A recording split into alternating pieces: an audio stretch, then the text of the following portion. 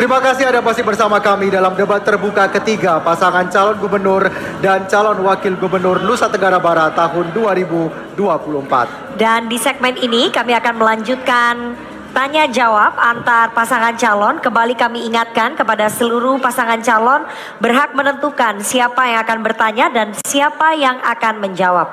Artinya pertanyaan dan jawaban boleh diberikan oleh calon gubernur maupun oleh calon wakil gubernur. Dan tanya jawab yang dilakukan kedua pasangan harus sesuai dengan tema debat, yaitu sinergisitas pembangunan pusat dan daerah untuk keutuhan NKRI.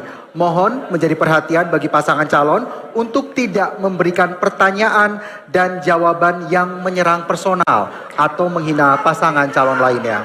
Dan kini kami persilakan kepada paslon nomor urut 1 untuk bertanya kepada paslon nomor urut 2. Waktu Anda 60 detik dimulai dari Anda berbicara. Paslon nomor 2 yang saya hormati, saya jalan dari Bima sampai Lembar. Banyak sekali janda-janda, Pak. Banyak sekali anak-anak yang kawin pada usia dini. Banyak sekali. Kita telusuri sebab-sebabnya karena sering masih ada kekerasan pada perempuan dan anak. Ya, kalau ini terus dibiarkan, ya ini akan jadi masalah besar juga. Kira-kira strategi paslon 2 ini bagaimana supaya untuk menekan kekerasan terhadap perempuan dan pelecehan terhadap anak. Itu yang pertanyaan seperti itu. Cukup Bapak. Terima kasih. Baik, terima kasih. Selanjutnya kami persilakan paslon nomor urut 2 untuk menjawab pertanyaan ini. Waktu Anda 90 detik dimulai saat Anda berbicara.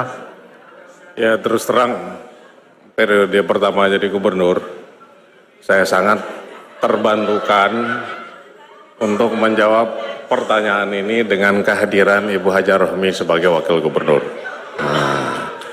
Jadi beliau sangat concern terhadap persoalan kesetaraan gender, kemudian masalah perlindungan anak, kekerasan seksual dan lain sebagainya.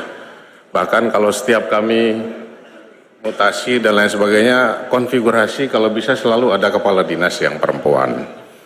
Nah tentu apa yang dilakukan Bu Rohmi dan kami waktu itu salah satunya itu ada pusat pengaduan yang responsif. Sehingga dengan mudahnya orang mengadu kalau ada kekerasan seksual dan perempuan terhadap anak itu, orang jadi takut atau enggan untuk melakukan pelanggaran-pelanggaran itu karena orang yang jadi korban bisa dengan mudah untuk melakukan pengaduan. Dan sejauh ini apa yang dilakukan beliau itu luar biasa hasilnya. Memang belum sepenuhnya kita bisa sempurna Pak Bupati ya, tapi sejauh yang kami alami kita termasuk provinsi yang mendapat apresiasi dari Kementerian Perlindungan Perempuan dan Anak sebagai provinsi misalnya yang ramah terhadap perempuan dan anak di berbagai kabupaten. Terima kasih. Baik, cukup. Terima kasih. Kami kembalikan kepada paslon 1 untuk menanggapi jawaban dari paslon 2. Waktu Anda 60 detik. Baik, memang permasalahan ini adalah masalah yang sangat mendasar dan masalah besar bagi provinsi yang kita cintai ini. Maka menanganinya harus betul-betul serius. Komitmen dari pemerintah provinsi, kabupaten sampai dengan desa itu wajib harus kita tegakkan. Yang utama adalah bagaimana kita memotretnya berbasis desa. Dan juga KPPS yang ada, kekerasan pada Satgas KPPS yang ada itu harus betul-betul aktif. Dan semua perguruan tinggi juga memiliki Satgas KPPS itu juga harus diaktifkan. Kemudian provinsi layak anak yang kita perjuangkan kemarin yang keluar pada tahun 2023 di mana NTB dikukuhkan sebagai provinsi layak anak yang mana itu berarti 10 kabupaten kotanya adalah kabupaten kota layak anak itu harus diimplementasikan di mana sekolah-sekolah kita semuanya harus menjadi sekolah ramah anak sehingga ke depan adalah tentu implementasi ini yang harus kita dan supremasi hukum penegakan supremasi hukum. Waktu telah habis. Terima kasih. Berikutnya kesempatan untuk paslon nomor urut 2 untuk bertanya kepada paslon nomor urut 3. Waktu Anda 60 detik dimulai saat Anda berbicara. Ini ada yang menarik diulang berkali-kali oleh sahabat saya Mas Iqbal ini tentang hadirnya Sekolah Tinggi Ilmu Seni dan Budaya. Nah kalau perguruan tinggi itu Mas Iqbal itu ada namanya Akademi Vokasi, ada namanya Community College, Akademi Komunitas, ada namanya Sekolah Tinggi, Institut, dan Universitas.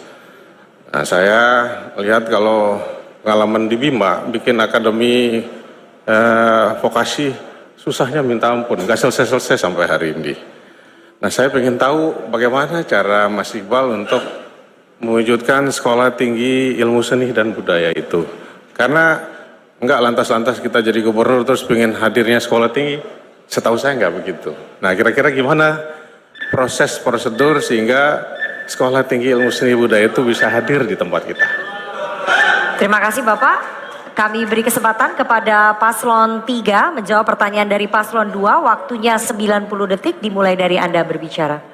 Terima kasih. Sebetulnya gagasan Sekolah Tinggi Ilmu Seni dan Budaya itu bukan sesuatu yang baru. Para aktivis budaya kita itu sudah bicara lama sekali mengenai masalah itu. Dan itu sudah pernah diintroduce juga ke Kementerian Pendidikan dan Kebudayaan, dan saya tahu di Kementerian dan Kebudayaan itu sudah hampir final, tetapi mungkin tidak pernah dipush. Kita lupa mempush untuk mendorong itu segera terrealisasi gitu. Nah itu persoalannya, karena itu buat saya dari segi budaya kita ini punya keragaman budaya yang luar biasa, dan saya kira kita perlu ruang untuk tetap, tadi saya pakai istilah Center of Excellence, untuk mengembangkan budaya tersebut. Saat ini kan kita ini ada berapa komponen, ada Sumbawa, ada Mbojo, Bima, dan juga ada NTB. Nah ini tiga ini belum pernah kita kembangkan dengan baik, dengan maksimal. Budayawan kita belum punya ruang di mana mereka bisa mengembangkan itu.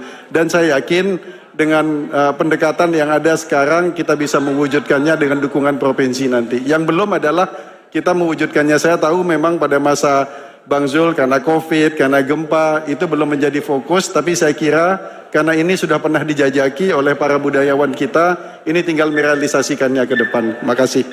Baik, terima kasih. Kami kembalikan kepada paslon nomor urut 2 untuk menanggapi jawaban. Waktu Anda 60 detik dimulai saat Anda berbicara. Ini yang hadir banyak guru besar, para akademisi dari UNRAM, dari UIN, juga ada penggiat pendidikan di grup Jilbab Hijau ini. Jadi jangankan Sekolah Tinggi Ilmu Seni dan Budaya, institutnya pun yang punya prodi lebih banyak kita sudah bikin. Jadi jangankan sekolah tinggi. Kenapa saya tanya pertanyaan tadi itu? Karena nggak mudah untuk bikin sekolah tinggi atau institut seni budaya kalau kita tidak tahu prodi-prodinya seperti apa. Misalnya untuk bikin prodi seni tari, seni musik butuh minimal 6 S2 yang linier di bidang itu. Nah sekarang misalnya Mas Iqbal mau bikin sekolah tinggi bukan karena hanya ada gagasan terus jadi sekolah tinggi. Kita mempersiapkan SDN-nya dulu terlebih dahulu. Ada nggak S2 yang linier 6 orang untuk sekolah tinggi itu? Baik, terima kasih kepada paslon 2. Kami persilakan sekarang paslon nomor urut 3 bertanya kepada paslon nomor urut 1. Waktu Anda 60 detik.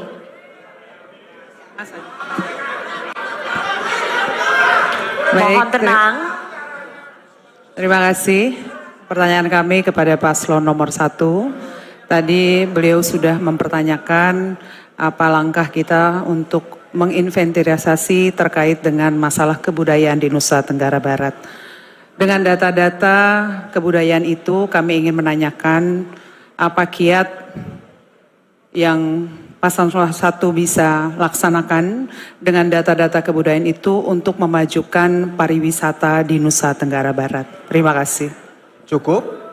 Baik, kami persilakan paslon nomor 1 untuk menjawab. Waktu Anda 90 detik dimulai saat Anda berbicara. Baik, Pariwisata yang akan kita perjuangkan ke depan adalah pariwisata yang berkelanjutan atau sustainable tourism. Dan kita tahu NTB ini luar biasa kaya ya, dari alamnya yang luar biasa indah, kemudian budayanya yang luar biasa cantik ya, menarik, kemudian juga dengan kerajinan-kerajinannya yang luar biasa indah. Nah, ini harus dijadikan menjadi satu kesatuan.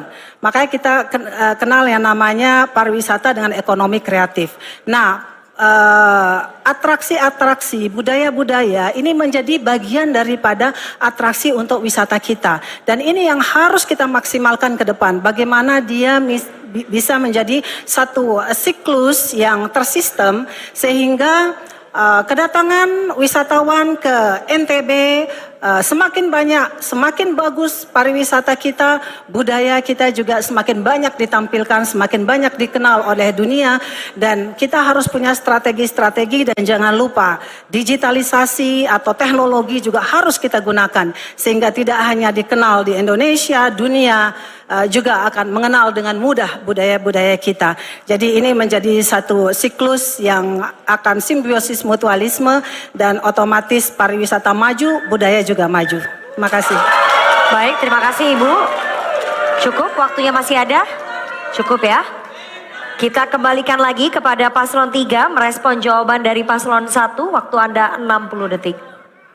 Sebenarnya pertanyaan tadi arahnya bukan ke situ, Bu, tapi dia bertanya mengenai, Ibu kan menginventarisir data-data budaya. Lalu mau diapain data ini untuk perkembangan pariwisata? Jadi enggak dengan kita punya tarian, punya kerajinan, terus turis pada berdatangan ke sini sih enggak, Bu. Tapi gini, kita punya peluang, kalau kita punya data yang baik di sektor budaya itu, kita punya peluang untuk mengajukan diri kita atau situs-situs kita itu sebagai tangible atau intangible kebendaan atau ketidakbendaan. Nah, kita tuh belum punya yang diakui oleh UNESCO. Jadi contoh Kota Tua Ampenan, kalau kita perjuangkan untuk menjadi situs dunia yang diakui oleh UNESCO, kita punya kesempatan yang bagus di situ. Belum lagi tentang keyakinan kita mengenai Rinjani sebagai soko guru di Pulau Lombok itu juga bisa diperjuangkan sebagai intangible asset untuk UNESCO juga. Jadi ini sebetulnya baik, waktu Anda sudah habis. Terima kasih. Sekali lagi kita berikan aplaus terlebih dahulu untuk seluruh pasangan calon yang telah kita saksikan bersama. Para paslon ini sudah saling bertanya dan juga saling menjawab. Dan setelah ini kita akan kembali bersama dengan para calon gubernur dan juga para calon wakil gubernur Nusa Tenggara Barat tahun 2024 dengan pernyataan penutup ya Alfian ya. Closing statement kita akan nantikan bersama, tapi kita harus jeda terlebih dahulu. Tetap bersama kami di debat terbuka ketiga pasangan calon gubernur dan calon wakil gubernur Nusa Tenggara Barat tahun 2024.